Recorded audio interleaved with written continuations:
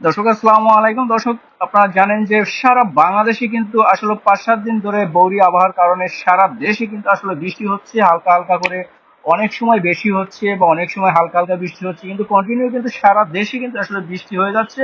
এবং বিশেষ করে বাংলাদেশের সবচেয়ে বেশি যে বৃষ্টির ক্ষয়ক্ষতি সেটা হচ্ছে চট্টগ্রামে। আপনারা জানেন যে চট্টগ্রামে কিন্তু এই 5-7 দিনে প্রায় 17 জন মানুষ কিন্তু আসলে মারা গেছে। বিভিন্ন জায়গায় বিভিন্ন রকমের কিন্তু আসলে 17 জন মানুষ এই পর্যন্ত মারা গেছে। এর ভিতরে যেটা উল্লেখযোগ্য সেটা হচ্ছে পাহাড় ধসের ঘটনায় আসলে পাহাড় ধসে পড়ায় বাসার ভিতরে পাহাড় ধসে পড়ার কারণে কিন্তু আসলে সেই চাপায় কিন্তু 2 জন মানুষ মারা গেছে।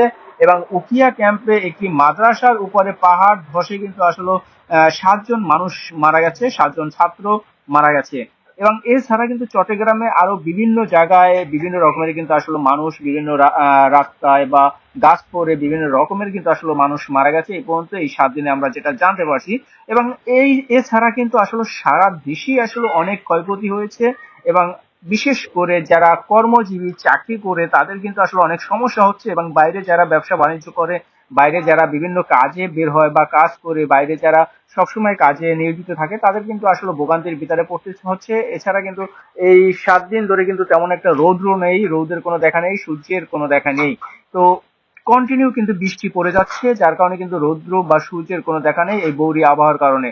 এবং আমরা যতদূর জানতে পারছি এই এই রকমের আবহাওয়া নাকি আরো 2-3 দিন যাবত থাকবে। তো সেক্ষেত্রে আমরা যারা চাকরি করি বা বাইরে যারা অফিস করি বা বিভিন্ন কাজে যারা বের হই বাইরে, তাদের জন্য কিন্তু আসলে খুব ভোগান্তি হচ্ছে। এছাড়া কিন্তু তারা ঠিকভাবে অফিসে যেতে পারছে না, গাড়ি ঘোড়া পাচ্ছে না, বা বৃষ্টির কারণে কিন্তু আসলে ঠিক সময় ঠিক রকমের অফিসে পৌঁছাতে পারছে না।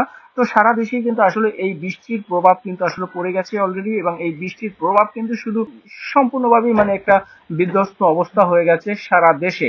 এবং এই বৌরি আবহাওয়া নাকি আরো 3-4 দিন থাকার সম্ভাবনা আছে। তো দর্শক, এই ছিল আজকে আমার ভিডিওতে। তো যেটা উল্লেখযোগ্য যে বিষয়টা সেটা হচ্ছে এই কয়দিনে কিন্তু আসলে চট্টগ্রামে বিশেষ করে 17 জন মানুষ কিন্তু এই বন্যায় মারা গেছে।